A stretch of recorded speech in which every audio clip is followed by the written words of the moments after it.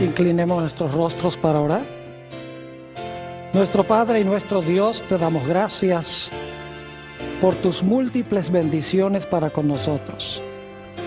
Te damos gracias especialmente por tu palabra, porque es una guía segura en un mundo donde hay tanta confusión. Pedimos, Señor, que al estudiar en cuanto al duelo en el huerto, que tu Espíritu Santo nos acompañe y nos instruya. Te damos gracias por escuchar nuestra oración, pues te lo pedimos en el precioso nombre de Jesús. Amén. Vamos a comenzar nuestro estudio en esta noche en el libro de Génesis, el capítulo 2 y los versículos 16 y 17. Y en un momento vamos a ir a San Juan 1 y el versículo 1 al 3, pero quiero colocar un marco primero. Génesis, el capítulo 2 y el versículo 16 y 17. Dios ha creado a nuestros primeros padres. Y dice la Biblia que colocó un árbol en medio del huerto, un árbol prohibido. Y dice lo siguiente en cuanto a este árbol. Y mandó Jehová Dios al hombre diciendo: de todo árbol del huerto podrás comer, mas del árbol del bien y del mal, de la ciencia del bien y del mal, no comerás, porque el día que de él comieres, ciertamente morirás. En otras palabras, Dios le estaba diciendo al hombre: tú tienes que vivir una vida en perfecta armonía con mi ley para continuar viviendo. El día que tú desobedezcas mi ley, y ya hemos visto que todos los 10 mandamientos estaban contenidos en este solo mandato de Dios, Dios le dijo al hombre: si tú llegas a comer del árbol, eso es pecado y te va a traer la muerte. Es decir, obedece y vivirás, desobedece y morirás. Ahora sí vamos al Evangelio según San Juan, el capítulo 1 y los versículos 1 al 3. San Juan, el capítulo 1 y los versículos 1 al 3. Habla aquí en cuanto a Jesús. ¿Cómo fue él antes de la creación? Y vamos a leer en unos momentos más adelante en el capítulo un versículo, el versículo 14, sobre la encarnación de Jesús. Dice en San Juan 1 y el versículo 1, en el principio era el verbo, y el verbo era con Dios, y el verbo era Dios. No era miembro de nuestra familia, ¿verdad? Era miembro de la familia de Dios. Nosotros somos seres humanos. Versículo 2, este era en el principio con Dios. Y ahora escuchen bien. Todas las cosas por él fueron hechas, y sin él nada de lo que ha sido hecho fue hecho. ¿Quién fue el creador de todas las cosas? Jesús. Es decir, el creador de Adán y Eva fue Cristo Jesús.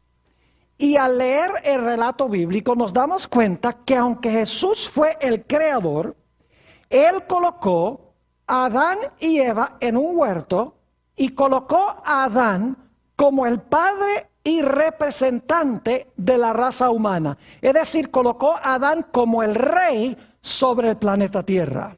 Vamos a leer eso de nuevo, como ya lo hemos leído, en el libro de los Salmos, el Salmo 8 y los versículos 3 al 5. Salmo 8, 3 al 5. Aquí dice el salmista David, en el Salmo 8 y el versículo 3 al 5, cuando veo tus cielos, obra de tus dedos, la luna y las estrellas que tú formaste, digo, ¿qué es el hombre para que tengas de él memoria? ¿Y el hijo del hombre para que lo visites? Le has hecho poco menor que los ángeles, y lo coronaste de gloria y de lustre. Fíjense que Adán fue coronado de gloria y lustre. Los reyes usan coronas, ¿verdad? Versículo 6. Le hiciste señorear, es decir, lo pusiste a reinar sobre las obras de tus manos.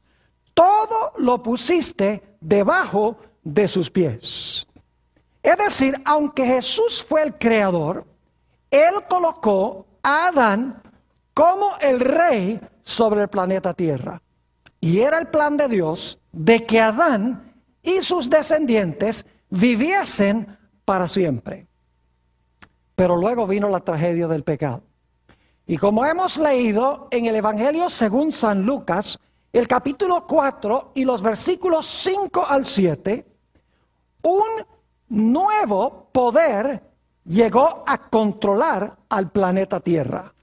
Vamos a leer eso en el Evangelio según San Lucas, el capítulo 4 y el versículo 5. Dice: y le llevó el diablo a un alto monte, y le mostró en un momento todos los reinos de la tierra. Y le dijo al diablo: a ti te daré toda esta potestad y la gloria de ellos, porque a mí ha sido entregada y a quien quiero la doy. Si tú, postrado, me adorares, todos serán tuyos. Es decir, el diablo dice: a mí ha sido entregado el reino o los reinos y a quien yo quiero se los doy. Obviamente los reinos pertenecían al principio a Adán. Este mundo pertenecía a Adán, le fue dado como un regalo por Jesús el Creador. Pero como Adán y Eva escogieron pecar, fueron destituidos de su posición de reinado y se sentó sobre el trono de este mundo Satanás. Y la raza humana necesitaba a un redentor. Pero como estudiamos en nuestro último tema, no había nadie dentro de la raza humana que no hubiese sido vencido por Satanás.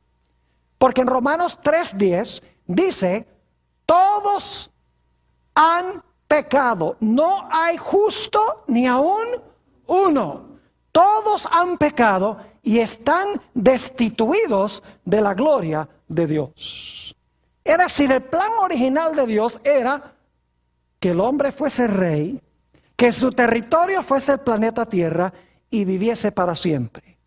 Cuando Adán pecó y sus descendientes pecaron, se estropeó el plan. El hombre perdió el trono, perdió el planeta y ahora entró al mundo la muerte. Se necesitaba a un redentor que nuevamente recuperara el trono, recuperara el territorio e hiciera posible la vida eterna en vez de la muerte. Pero dentro de la raza humana no había nadie que pudiese recuperar lo que se había perdido. Pero como hemos estudiado, Dios descendió al huerto y le habló a la serpiente, estando Adán y Eva escuchando lo que Dios decía. Y Dios le dijo a la serpiente, a Satanás: yo voy a mandar una simiente a este mundo nacida de mujer. Esa simiente te va a hacer la guerra. En el proceso de la guerra tú le vas a causar dolor, le vas a herir en el calcañar, pero te va a salir caro. Porque en el proceso de la guerra, él te va a dar un golpe mortal en la cabeza y de ese golpe tú no te vas a recuperar. Es decir, lo voy a mandar a esta simiente para recuperar todo lo que perdió el primer Adán. Ahora, ¿cómo se iba a recuperar lo perdido? Ustedes recuerdan que el primer resultado del pecado del hombre fue que se fue la gloria que lo cubría y ahora se vio ¿cómo? Se vio desnudo. Es decir, era necesario cubrir de nuevo la vergüenza de su desnudez para restaurarlo a su condición original. La pregunta clave es: ¿cómo podía restaurarse el hombre a la condición original en la cual se encontraba? Génesis 3:21 tiene la respuesta. Vayan conmigo a Génesis 3:21, lo hemos leído de nuevo. Este repaso es vital para lo que vamos a estudiar en nuestro tema de hoy. Dice allí en el versículo 21: y Jehová Dios hizo al hombre y a su mujer túnicas de pieles y los vistió. ¿Qué hizo Dios para Adán y Eva? ¿Túnicas de qué? Túnicas de pieles y los vistió. Ahora, hay 4 puntos claves que quiero recalcar en este versículo. Número 1, Adán y Eva estaban desnudos como resultado de su pecado. En segundo lugar, se escogieron probablemente 2 corderos, o por lo menos 2 animales perfectos sin defecto.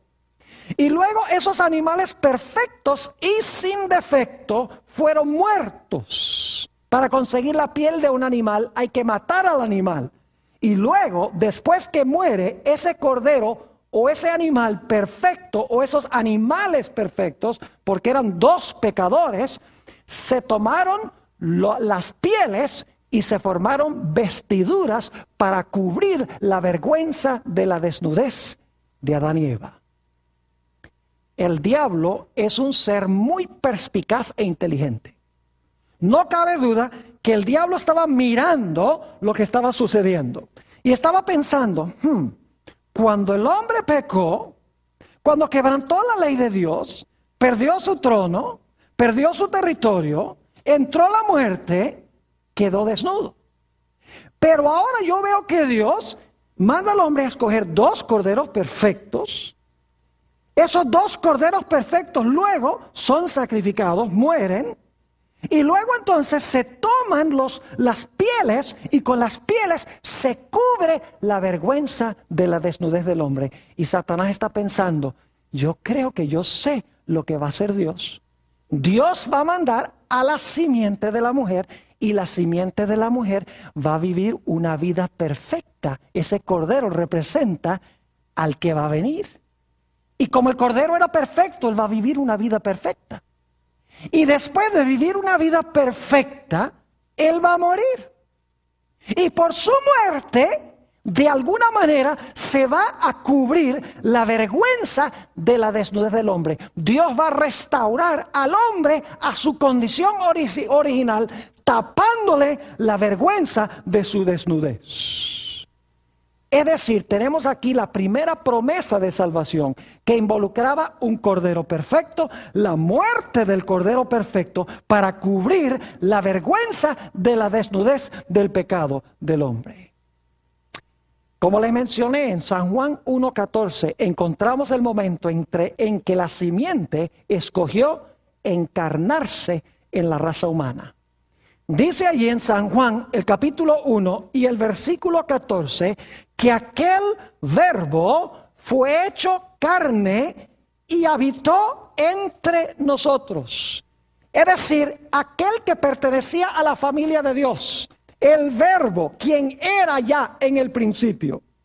Llegó un momento en que él escogió incorporarse dentro de la raza humana para rescatar lo que nuestros primeros padres y la raza humana habían perdido.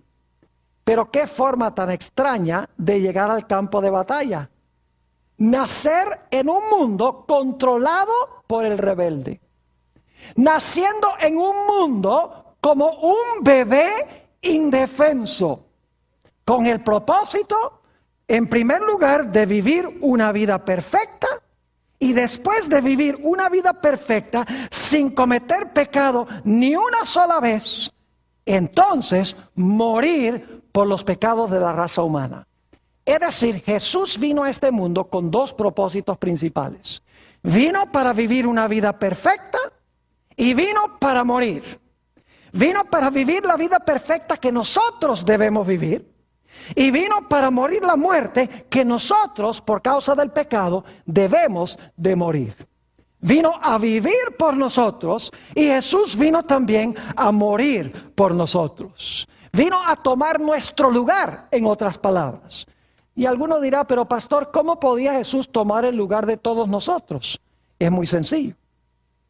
Cristo nos creó a todos. Y por si acaso alguno dice, no, a mí no me creó Jesús, porque yo nací después de mi mamá. Yo le voy a recordar que usted vino de su mamá, es verdad. Su mamá vino de la mamá de ella, es verdad. La mamá de ella vino de la mamá de ella. Pero si van hacia atrás, hasta el principio, ¿a dónde llegan? Llegan a nuestros primeros padres, Adán y Eva. Es decir, que cuando Jesús creó a Adán y Eva, creó a toda la raza humana y solo el que creó a todos podía ofrecerse en lugar de todos. Un ser humano común y corriente no podía, porque él solo era un individuo, no creó a todos. Jesús, cuando creó a la raza humana, se hizo responsable por la raza humana.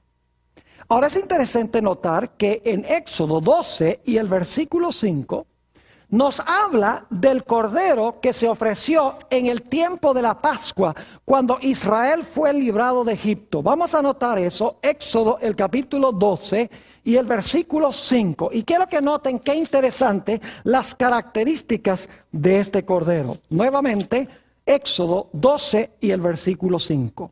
Dice, el animal será sin qué, sin defecto. Macho de un año. Cuando dice macho de un año significa un cordero joven. Es decir, iba a morir el cordero joven. Y el cordero iba a ser sin defecto. Dice, lo tomaréis de las ovejas o de las cabras. Es decir, el cordero antes de ofrecerse tenía que ser perfecto. Y luego cuando se cercioraban de que era perfecto, entonces podía ser ofrecido en sacrificio. Ahora yo pregunto, ¿qué representaba ese cordero sin defecto que era sacrificado no solo en la Pascua, sino también en el servicio del santuario? Primera de Pedro, el capítulo 1 y el versículo 18 hasta el versículo 20 nos tiene la respuesta a esta pregunta. Primera de San Pedro, el capítulo 1 y los versículos 18 al 20. Hemos leído esto antes, pero vale la pena leerlo de nuevo, porque es un pasaje hermoso.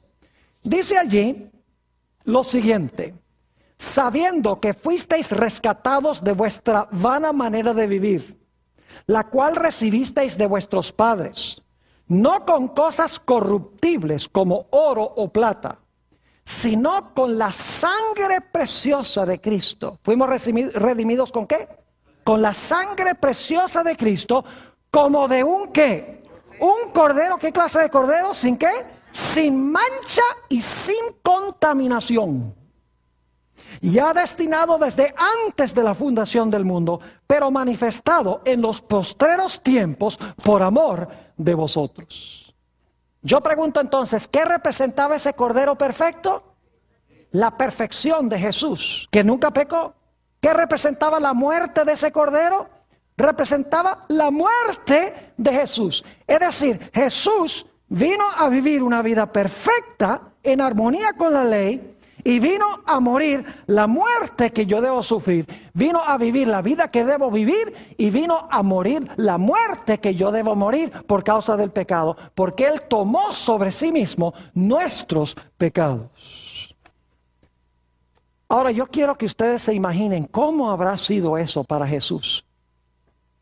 Imagínense ustedes que Jesús estuvo en esta tierra 33 años, desde el momento cuando escogió encarnarse para salvarnos. El diablo sabía a dónde se iba a encarnar y cuándo aproximadamente se iba a encarnar. Y el diablo se propuso de que él iba a acechar a Jesús 24 horas al día, 7 días a la semana, 365 días al año. Es decir, no iba a dejar en paz a Jesús ni por un instante. Y el objetivo de Satanás era muy sencillo. Él sabía que Jesús había venido para vivir una vida perfecta. Así que él dice, yo no puedo permitir que viva una vida perfecta. Tengo que infectarlo con el virus del pecado. Y en segundo lugar, el diablo sabía que Jesús había venido para morir por el pecado. Y por lo tanto el diablo dice, yo no puedo permitir que Jesús ofrezca su vida por el pecado. Y tal vez esto les sorprenda. Tal vez estén diciendo, no, pero el diablo quería matar a Jesús. No, Señor. Vamos a encontrar en nuestro estudio esta noche que no era el objetivo de Satanás matar a Jesús. Bueno, sí lo quería matar, pero no quería que Jesús ofreciera su vida. Es diferente quitarle la vida que Jesús, al final de su ministerio, ofrecer su vida. Así que el diablo dice, yo tengo que impedir que él viva una vida perfecta y yo tengo que impedir que él muera. Y el diablo escogió 4 estrategias para cumplir su objetivo. En primer lugar, el diablo dice, yo tengo que matarlo antes de que él ofrezca su vida en la cruz. Es decir, yo sé que al final de su vida los pecados van a ser colocados sobre él y él va a ofrecer su vida en rescate por muchos. Pero yo lo que voy a hacer es matarlo antes de que llegue ese momento. Antes de que él ofrezca su vida, yo lo voy a matar y voy a cortar su ministerio. Y saben que el diablo procuró en varias ocasiones matar a Jesús. Desde el mismo momento que el Señor Jesucristo iba a nacer. Ya lo hemos leído, no lo vamos a leer de nuevo. Apocalipsis el capítulo 12 y el versículo 4. Nos dice que el dragón se paró al lado de la mujer para devorar a su hijo cuando hubiese nacido. Es decir, el diablo sabía que Jesús había venido. Y el diablo quería, cuando Jesús era un bebecito en Belén, él quería cortar esto de una vez. Antes que Jesús viviera una vida perfecta y ofreciera su vida en rescate por los pecados, Satanás dice, yo acabo con esto desde un comienzo, lo mato. Pero ¿saben que esa no fue la única ocasión en que Satanás procuró matar a Jesús? Hubo otras ocasiones también. Por ejemplo, en San Mateo, el capítulo 8 y el versículo 24, nos habla del hecho de que Jesús estaba una vez en un barco con sus discípulos. Y se levantó una soberana tormenta allí en el lago, que parecía que el barco se iba a hundir porque se estaba llenando de agua. ¿Saben ustedes que los evangelios dicen que esta tormenta no era época de tormentas? En realidad, esta tormenta era fuera de tiempo. Fue una tormenta en verano, en otras palabras, cuando no llovía, cuando no había vientos. ¿Quién creen ustedes que sabía que Jesús estaba durmiendo en ese barco? Satanás. ¿Y qué propósito tenía Satanás? Él quería ahogar a Jesús. En otra ocasión, y esto se haya relatado en Lucas 4, 28 al 30, Jesús se encontraba predicando en la sinagoga en Nazaret. Y Jesús dijo algunas cosas que a la gente no le gustó. Dijo que en los días de Eliseo, Dios favoreció a un hombre que era sirio, que no era israelita, se llamaba Naamán, y favoreció a una viudita que no era ni siquiera israelita. Y ellos, siendo muy nacionalistas, se enojaron con Jesús. Y dice la Biblia que lo sacaron empujado de la sinagoga y lo llevaron a un precipicio con el fin de echarlo abajo.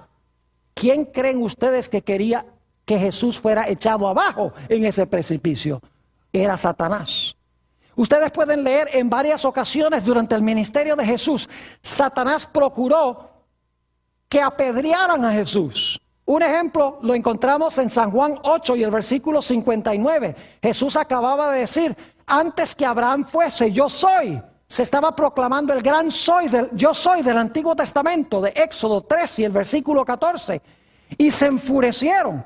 Y dice que recogieron piedras para tirárselas a Jesús, pero no había llegado todavía la hora de la muerte de Jesús. Y Jesús desapareció en medio de ellos.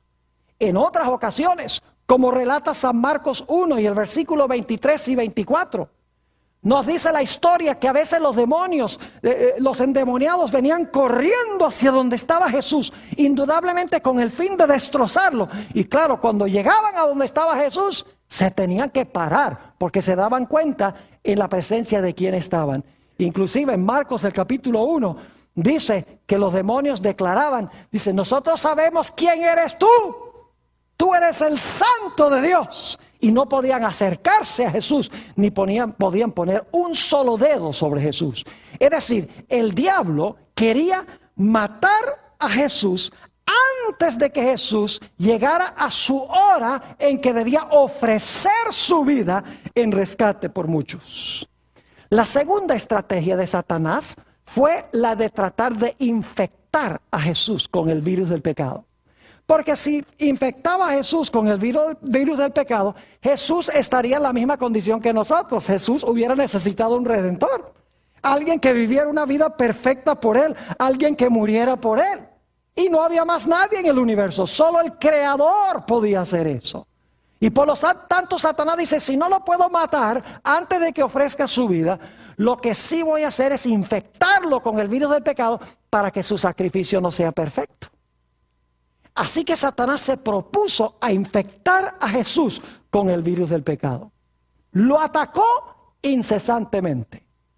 Noche, mañana, tarde, 24 horas al día, lo acechó, lo tentó. Pero la Biblia nos dice que cada ataque de Satanás era respondido con Jesús, con las palabras, escrito está. Nos dice en Hebreos el capítulo 4 y el versículo 15 en cuanto a Jesús. Si van conmigo allí, Hebreos el capítulo 4 y el versículo 15 nos habla en cuanto a la perfección de Jesús. Este es un texto muy bien conocido y muy alentador, muy hermoso. Dice allí en el versículo 15, porque no tenemos un sumo sacerdote que no se pueda compadecer de nuestras debilidades, sino uno que fue tentado en todo según nuestra semejanza, ¿pero qué? Pero sin pecado. ¿En cuántas cosas fue tentado Jesús como nosotros? En todo como nosotros, pero nunca ¿qué? Nunca pecó. ¿Saben que esto es una cosa increíble, que Jesús haya podido vivir 33 años en el planeta Tierra y nunca haya caído en pecado, ni en pensamiento, ni en acción? Y alguna persona dice, pero pastor, si Jesús no pecó, ¿cómo me puede entender si yo peco? Pues yo doy gracias a Dios de que Jesús no pecó para entenderme, para entender mi situación. Déjenme darles una ilustración. Si ustedes se están hundiendo en arena movediza, ¿qué preferirían? ¿Preferirían tener a otra persona en la arena con ustedes simpatizando con lo que están pasando? ¿O preferirían tener a alguien en tierra seca, en tierra firme, que pueda lanzarles la soga para sacarlos? Yo preferiría tener a alguien en tierra sólida con una soga para sacarme. Si Jesús hubiera pecado, Él hubiera estado en la arena hundiéndose con nosotros y no podría habernos salvado. Note lo que dice Primera de San Juan, el capítulo 3 y el versículo 5 en cuanto a Jesús. Dice, sabemos que Él apareció para quitar nuestros pecados y no hay pecado en Él. ¿A qué vino Jesús? A quitar nuestros pecados. ¿Y qué? Y no hay pecado en Él. Note lo que dice Primera de San Pedro, el capítulo 2 y el versículo 22. Declara esto. En cuanto a Jesús, el cual no hizo ¿qué? No hizo pecado, ni se halló engaño en su boca. El testimonio del Nuevo Testamento es que aunque Satanás se lanzó con todas sus fuerzas en contra de Jesús, el Señor Jesucristo resistió cada ataque de Satanás y nunca pecó. Es decir, Jesús era un cordero perfecto, sin mancha, sin mácula, sin defecto. Y por eso podía ofrecer un sacrificio perfecto por nuestros pecados. Así que el diablo no pudo matarlo antes que llegara su hora. El diablo no pudo infectar a Jesús con el virus del pecado. Pero un tercer método que usó Satanás fue tratar de desviar a Jesús de la misión que él vino a cumplir. Ahora, quiero explicarles lo que quiero decir. El diablo constantemente procuró desviar a Jesús del camino de la cruz. Porque él sabía que si Jesús moría en la cruz, su reino iba a quedar liquidado para siempre. Así que Satanás dice, yo tengo que convencer a Jesús de que adopte cualquier otro plan. Inclusive sería bueno que adoptara el plan de sentarse en el trono en Jerusalén para gobernar sobre los judíos, que es lo que ellos quieren, desviarlo del camino de la cruz.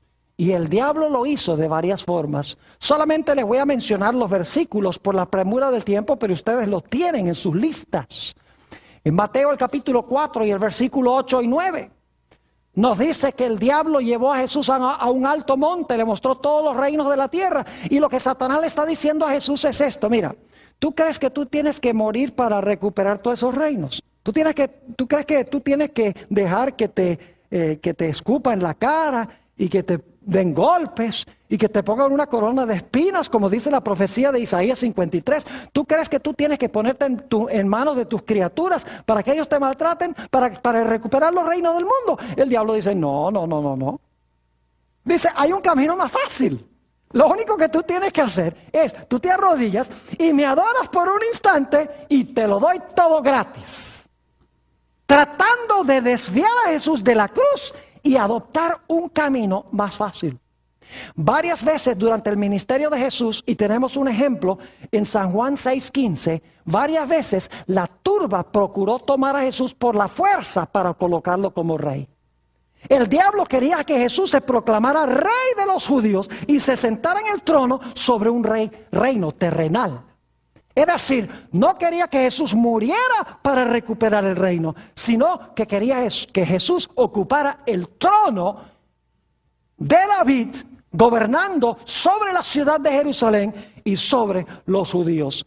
Pero dice allí en San Juan 6 y el versículo 15, cuando trataron de tomarlo por la fuerza, Jesús se fue al otro lado del lago, a un lugar solitario, y se puso a orar. No se desvió del camino. Inclusive sus propios discípulos a veces se prestaron para tratar de desviar a Jesús del camino de la cruz. Tenemos por ejemplo en San Mateo el capítulo 16 y el versículo 23. Después que San Pedro dijo, tú eres el Cristo, el Hijo del Dios viviente. Y Jesús le dice, oh, bienaventurado eres Simón, has hablado muy bien. Y Pedro se está sintiendo muy bien. Luego Jesús le dice a los discípulos, es necesario que el Hijo del Hombre vaya a Jerusalén, sea maltratado, caiga en manos de los líderes, sea muerto y resucitar al tercer día. Y dice allí en San Mateo 16 que el apóstol Pedro tomó a Jesús del brazo y le dijo, no seas tan pesimista, que tú vas a ir a Jerusalén a morir. El Mesías no muere, el Mesías se sienta en el trono de Jerusalén. ¿Y qué le dijo Jesús? No estaba hablándole a San Pedro. Jesús le dice, apártate de mí, Satanás, porque me eres ¿qué? Porque me eres un estorbo, eres piedra de tropiezo. Es decir, Pedro se estaba prestando como instrumento para tentar a Jesús de que no fuera la cruz, sino que fuera la clase de Mesías que los judíos estaban esperando. Unos pocos versículos después, en el capítulo 17 y el versículo 4, Jesús subió con 3 de sus discípulos al monte de la transfiguración, con Pedro, Santiago y Juan. Y Jesús se transfiguró delante de ellos, como se verá cuando venga en poder y gloria en su segunda venida, para que ellos captaran una vislumbre de lo que iba a venir después de la cruz. Y descienden sobre el monte 2 personajes, Moisés y Elías. Moisés había muerto y resucitado, ido al cielo. Y Elías había sido trasladado al cielo de entre los vivos, cuando leemos el Antiguo Testamento. Y después de esta experiencia, el apóstol Pedro le dice al Señor Jesucristo, Señor, no vayamos a Jerusalén, porque ya iban en su último viaje para Jesús morir. Pedro le dice, no vayamos, Señor, a Jerusalén, construyamos 3 tabernáculos aquí y quedémonos en la montaña. Es decir, no vayas a Jerusalén a morir. Hacia el final del ministerio de Jesús. El relato se encuentra en San Juan 12 y el versículo 20 al 24. Vienen unos griegos para entrevistarse con Jesús. Y dice, queremos hablar con Jesús, porque hay muchos creyentes en Grecia que necesitan escuchar el evangelio. Y los campos están maduros para la cosecha. Queremos que el maestro venga ya a Grecia a predicar. Y cuando van los discípulos para hablar con Jesús y le dicen, mira, hay unos griegos que quieren hablar contigo para que vayas a hacer obra misionera en Grecia. Jesús dice algo que parece estar desconectado de la conversación. Jesús dice, ha llegado el momento en que el Hijo del Hombre sea glorificado. Es decir, no es tiempo de ir a Grecia. Es tiempo de ir a la cruz, mi hora ha llegado, es tiempo de morir. Y luego dice, si un grano de trigo cae en la tierra y muere, retoña y produce mucho fruto. Pero si cae en la tierra y no muere, queda solo y no produce fruto. Lo que está diciendo Jesús es, si yo voy a la cruz y muero, entre los griegos habrá mucho fruto, como resultado de mi muerte. Pero si yo voy a predicarle a los griegos y no muero, es en vano, porque de todas maneras siguen estando en sus pecados, porque necesito morir por los pecados de la raza humana. Es decir, Satanás procuró matar a Jesús antes que llegara su hora. Satanás procuró infectar a Jesús con el virus del pecado. No fue capaz. Trató de desviar a Jesús del camino de la cruz, sabiendo que si Jesús vivía una vida perfecta y moría, que su reino iba a quedar destruido. Pero el diablo usó un cuarto método para tratar de vencer a Jesús. Trató de desalentarlo. Lo que trató de hacer fue que Jesús se sintiera que su misión no iba a producir fruto. Es interesante notar que en San Juan, el capítulo 13, y los versículos 1 al 3, nos dice que Satanás se le metió a Judas. Y Judas fue con los dirigentes religiosos y tramó la venta de Jesús a los líderes religiosos. Ahora yo pregunto, ¿era el plan de Judas de entregar a Jesús para que a Jesús lo mataran? No. Algunos comprenden mal, dicen, ay, sí, Judas entregó a Jesús para que lo mataran. No, ese no era el propósito. El propósito de Judas era entregar a Jesús para que el Señor Jesucristo, cuando lo fueran a arrestar, se escapara de las manos de los que lo fueron a arrestar. Y usted dice, Pastor Bor, ¿cómo sabe eso? Muy sencillo. Le salió mal el plan a Judas. Ustedes lo saben bien. Cuando Judas se dio cuenta que Jesús no se zafó de las manos de sus enemigos, ¿qué hizo Judas? Dice la Biblia que fue con el dinero y lo tiró allá delante de los líderes religiosos y dijo, he entregado sangre inocente. Y dice la Biblia que fue y se suicidó. El propósito de Judas era que Jesús, cuando lo arrestaran y lo maltrataran, que Jesús se zafara de sus manos y que no fuera a la cruz. El diablo no quería que Jesús fuera a la cruz. El diablo no quería que Jesús muriera en la cruz. Sí quiso matarlo antes que llegara su hora, pero cuando llegó su hora, no era su plan de que Jesús muriera. Y algunos dicen, pero Pastor Bor, entonces ¿por qué razón el diablo llevó a la gente a abofetear a Jesús y a escupirle en el rostro y a azotarle la espalda y ponerle una corona de espinas?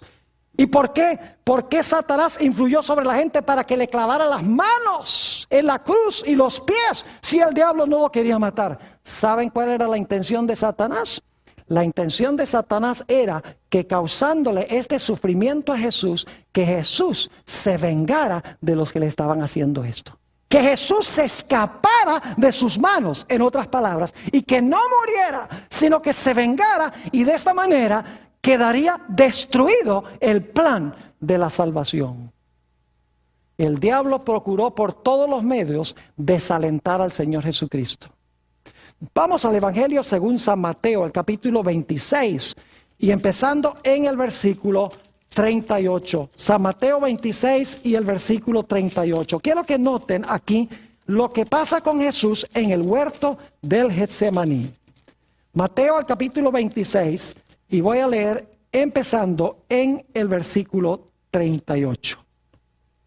Entonces Jesús les dijo, mi alma está muy triste hasta la muerte. Quedaos aquí y velad conmigo. ¿Qué le dice a sus discípulos? Estoy muy triste. Quédense aquí y velen un rato. Quédense despiertos y velen conmigo. Versículo 39. Yendo un poco adelante, se postró sobre su rostro, orando y diciendo, ahora escuchen esto, Padre mío, si es posible, pase de mí esta copa, pero no sea como yo quiero, sino como tú. ¿Qué tenía Jesús en la mano? Una copa. ¿Y qué le está rogando a su Padre? Que esa copa, ¿qué? Pase. Jesús oró esta oración 3 veces. Noten el versículo 42. Otra vez fue y oró por segunda vez diciendo, Padre mío, si no puede pasar de mí esta copa sin que yo la beba, hágase tu voluntad. Versículo 44. y dejándolos se fue de nuevo y oró por tercera vez diciendo las mismas palabras. Jesús oró 3 veces: Padre, quiero que pase de mí esta copa. Ahora yo quiero preguntarles, ¿qué era lo que contenía esa copa? Lo que tenía esa copa era la ira de Dios. La ira de su Padre contra el pecado. Ustedes recuerdan que en el libro de Apocalipsis hay 7 copas que tienen 7 ángeles. ¿Y de qué están llenas las copas? Dice que las copas están llenas de la ira de Dios. Es decir, la copa que Jesús tenía que beber estaba llena de la ira de Dios. Y enseguida decimos, ¿por qué estaba llena de la ira de Dios si Jesús nunca pecó? La razón es que Jesús tenía que beber la copa que tú y yo debemos beber. El Señor Jesucristo tenía que beber la copa de la ira de Dios contra el pecado, porque Jesús estaba tomando sobre sí mismo nuestros pecados. ¿Y saben quién le dio esa copa a Jesús? Note lo que dice San Juan, el capítulo 18 y el versículo 11. San Juan, el capítulo 18 y el versículo 11 nos dice quién fue el que le dio esa copa a Jesús. La copa que tú debes beber y la copa que yo debo beber. Dice allí en San Juan, el capítulo 18 y el versículo 11. Jesús entonces dijo a Pedro: mete tu espada en la vaina. La copa que el Padre me ha dado, no la he de beber. ¿Quién le dio la copa a Jesús? Su propio Padre. ¿Pero por qué si Jesús no pecó, no merecía la ira de Dios? Mis queridos hermanos y amigos, es porque Jesús estaba bebiendo la copa de la ira de Dios contra el pecado que debo beber yo. Él estaba colocándose en mi lugar. Él vivió la vida perfecta que yo debo vivir, que no vivo, y Él estaba sufriendo la muerte por mis pecados. Es tan terrible el sufrimiento de Jesús que leemos en el Evangelio según San Lucas, el capítulo 22 y el versículo 44. Si van conmigo allí, San Lucas, el capítulo 22 y el versículo 44, que dice que el Señor Jesucristo sudaba grandes gotas de sangre. Dice allí, y estando en agonía, oraba más intensamente, y era su sudor como grandes gotas de sangre que caían hasta la tierra. ¿Cuánta agonía debe estar sufriendo una persona que en vez de sudar sudor, sude gotas de sangre? Saben que posiblemente muchos de ustedes han visto esa película, La Pasión del Cristo, de Mel Gibson. Esa película lo que enfatiza mayormente, según me dicen, es la violencia física que sufrió Jesús. Pero la violencia física que sufrió Jesús no fue nada comparado con su agonía espiritual y mental. Porque el Padre estaba colocando sobre Jesús todos los pecados de la raza humana. Los que se han cometido, los que se estaban cometiendo y los que había todavía por cometer. Jesús estaba cargando todos los pecados de la raza humana, castigado por su propio Padre, bebiendo la copa de la ira de Dios. Nos dice en San Lucas 22:53 que esta fue la hora de la potestad de las tinieblas. Es decir, Satanás estaba torturando a Jesús. Es más, lo que Satanás le estaba diciendo a Jesús era: mira, si tú sigues adelante y bebes esta copa de la ira de tu Padre, nunca más vas a ver a tu Padre. Porque tu Padre odia tanto el pecado, que si tú bebes la copa de la ira de tu Padre, vas a quedar separado eternamente de Él. Así que piénsalo bien. Porque si tú te bebes esa copa, nunca más vas a ver el rostro de tu Padre. Vas a quedar separado para siempre. Fíjense que está tratando de desalentar a Jesús. Y el diablo usó otros métodos para desalentar a Jesús. Por ejemplo, cuando sus discípulos debían estar orando por Jesús, ¿qué estaban haciendo? Estaban durmiendo. Judas, uno del círculo de los discípulos, lo entregó. San Pedro, uno de los más importantes discípulos, ¿qué hizo? Lo negó. Es decir, Satanás obró sobre los discípulos para que se durmieran. Satanás obró sobre Judas para que lo entregara. Obró sobre Pedro para que Pedro lo negara 3 veces. Obró sobre la turba para que le escupieran en el rostro, para que lo abofetearan, para que le pusieran una corona de espinas. Todo con el propósito de que Jesús se desalentara. El propósito era decirle a Jesús: mira, lo que tú estás haciendo de nada vale. Uno de tus discípulos te entregó, a ese no lo vas a salvar. Otro discípulo tuyo, Pedro, 3 veces te negó, y la 3ª vez con malas palabras. Cuando tú necesitabas las oraciones de tus discípulos, todos se durmieron.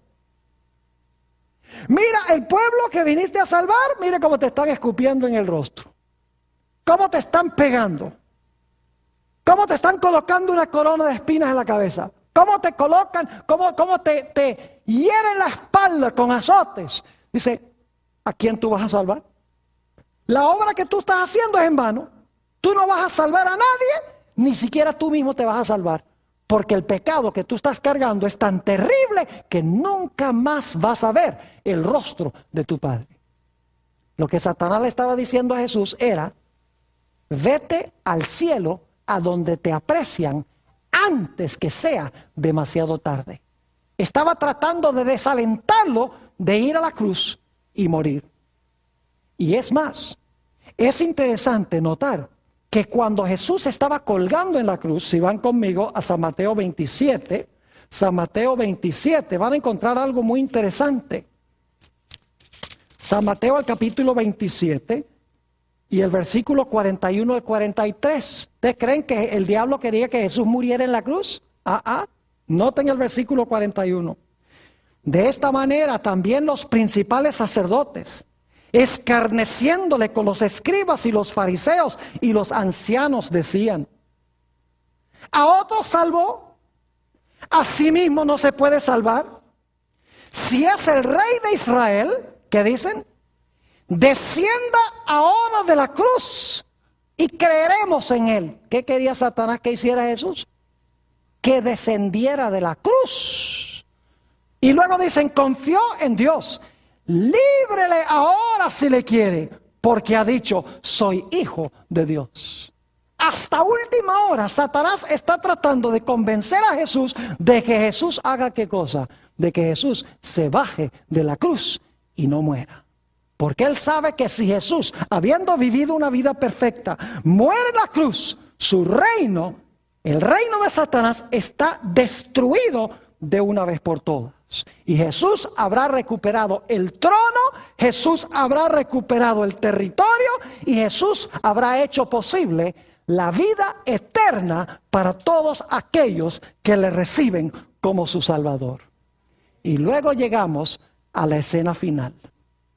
Note lo que dice San Juan, el capítulo 8 y el versículo 29.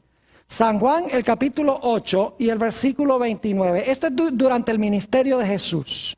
Y fíjense qué interesante. Aquí dice el Señor: porque el que me envió, conmigo está. No me ha dejado solo el Padre, porque yo hago siempre lo que le agrada. Es decir, el Padre siempre está conmigo. El Padre nunca me ha dejado solo. Cuán diferente cuando Jesús estaba en la cruz del Calvario. La copa de la ira de Dios que estaba bebiendo le dio el sentido de que su Padre lo había desamparado. Por eso, en San Mateo, el capítulo 27 y el versículo 46, Jesús habla esas palabras terribles desde la cruz. Dice, Dios mío, ¿por qué me has desamparado? Fíjense que durante su ministerio dice, el Padre no me ha dejado solo porque yo siempre hago lo que le complace. Cuando está en la cruz, el Señor Jesucristo dice, Dios mío, ¿por qué me has desamparado? La ira de Dios contra el pecado es tan terrible que Jesús piensa que nunca más verá el rostro reconciliador de su propio Padre. Y luego llega el momento final en la cruz. Después que Jesús dice, Dios mío, ¿por qué me has desamparado? sufriendo las terribles y crueles tentaciones de Satanás, diciéndole: bájate de la cruz, porque si no, nunca más vas a ver el rostro de tu Padre. El Señor Jesucristo dice en alta voz, una voz que llevó a la tierra a temblar, dijo: consumado es. Eso es lo que se prometió en Génesis 3:15. He terminado la obra de la salvación. Le he dado el golpe mortal a Satanás en la cabeza. Consumado es. Y luego las últimas palabras que Jesús pronunció en la cruz fueron, y se encuentran en San Lucas 23:46, le dice a su Padre: Padre, en tus manos encomiendo mi espíritu. Y dice que habiendo encomendado su espíritu a su Padre, vamos a estudiar más adelante lo que significa: Padre, en tus manos encomiendo mi espíritu. Lo que Jesús estaba diciendo es: Padre, preserva mi vida, porque tú has prometido que si yo bebo la copa, que si yo soy fiel, tú me vas a resucitar de los muertos. Preserva mi vida, en tus manos encomiendo mi espíritu. Fíjense que Jesús vivía por fe en su Padre. Aunque se sentía desamparado de su Padre, ese era su sentir, sus emociones le decían, Satanás le susurraba: tu Padre te ha dejado porque estás cargando los pecados de la raza humana, no lo hagas, vete mientras puedas. Mientras que sus emociones y sus pensamientos están diciendo eso, Jesús en su mente dice: mi Padre me ha dicho que si yo soy fiel, que si yo ofrezco mi vida, que si yo me mantengo firme, que Él me va a resucitar de los muertos el tercer día. Y por lo tanto, aunque se siente desamparado, dice: Padre, en tus manos encomiendo mi espíritu. Y dice la Biblia que habiendo dicho estas palabras, inclinó la cabeza y expiró. Ahora Satanás dice: mi reino se acabó, porque vivió una vida perfecta que le puede ofrecer a cada persona que lo reciba. Y murió la muerte que todos deben sufrir. Es decir, la vida perfecta que exige la ley, Él la vivió. Y la muerte que exige la ley por paga del pecado, Él la murió. Y cualquiera que lo reciba, la vida de Él está en lugar de la vida pecaminosa. Y la muerte de Él está en lugar de la muerte suya. El diablo sabía que había perdido en la gran batalla entre el bien y el mal. Pero el diablo no estaba por darse por vencido. La Biblia nos dice que él colocó una guardia romana, influyó sobre Pilato para colocar una guardia romana delante del sepulcro. Influyó para que pusieran una gigantesca piedra enfrente de la entrada del sepulcro. E indudablemente también colocó allí a sus más poderosos y mejores demonios para vigilar el sepulcro. Porque él sabía que Jesús había profetizado que iba a resucitar el tercer día. Claramente, cuando van los judíos para decirle a Pilato que ponga una guardia romana, dice: es porque este individuo dijo que iba a resucitar el tercer día. El diablo conocía las profecías. Me imagino a todos los demonios que estaban allí presentes, los soldados romanos, la piedra en la entrada. Y el que había vivido la vida perfecta por nosotros y había muerto, la muerte que nosotros debemos sufrir dentro del sepulcro. Cuando muy temprano, el primer día de la semana, descienden dos ángeles poderosos del cielo. Uno de los ángeles se para afuera del sepulcro, el otro se sienta y dice, habiendo quitado la piedra, dice: ¡oh, Hijo de Dios, tu Padre te llama! Y pueden ustedes imaginarse la conmoción que hubo. De repente se ve movimiento dentro del sepulcro. Y sale por la entrada del sepulcro, habiéndose quitado los lienzos, o habiéndole el ángel probablemente quitado los lienzos de Jesús. Y habiendo Jesús doblado los lienzos, según dice la Biblia, Ahora sale Jesús del sepulcro diciendo, yo soy la resurrección y la vida. Los soldados romanos caen como muertos. La piedra no pudo mantener al príncipe de la vida en el sepulcro. Indudablemente los demonios salieron corriendo, porque el dador de la vida había salido del sepulcro. ¿Y saben lo que es interesante? No salió solo. Nos dice en San Mateo, el capítulo 27 y el versículo 51 al 53, que cuando Jesús resucitó, salieron con Jesús una multitud de personajes que habían muerto antes que Jesús. Y saben que estos personajes eran una pequeña muestra de aquel gran día cuando venga Jesús para resucitar a todos los muertos en Cristo Jesús. Mis apreciados hermanos y hermanas, visitas, los que están viendo vía satélite y por televisión, qué gloriosa victoria ganó el Señor Jesucristo sobre Satanás. Se cumplió Génesis 3:15. Jesús le dio un golpe mortal en la cabeza. Satanás solamente le pudo herir el calcañar. Lo único que resta es ver quién recibirá el regalo que ofrece Jesús. ¿Quién recibirá a Jesús para que pueda ser salvo?